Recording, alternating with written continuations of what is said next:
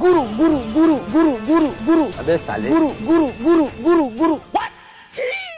এই এখানে কে হাগলি বে ছি, শালা ল্যাপটা করে হয়ে গেছে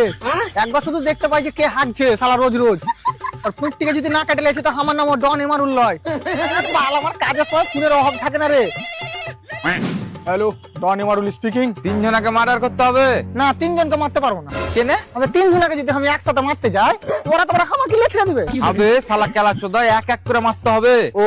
তাইলে হয়ে যাবে কত টাকা লাগবে তুই এটা বল 40 লাখ বাপ রে 40 লাখ বাপ রে তুই আর বাড়ি থেকে টাকা দিয়ে কিনে নিয়ে মার্ডার করবি নাকি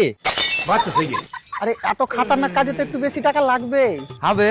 ওরা কি যদি 40 লাখ টাকা দিই তো ওরাই নিজে নিজে বিষ খেয়ে মরে যাবে আচ্ছা ঠিক আছে ব্যাপারটা আগে বুঝি যারা কে মারতে চাইছো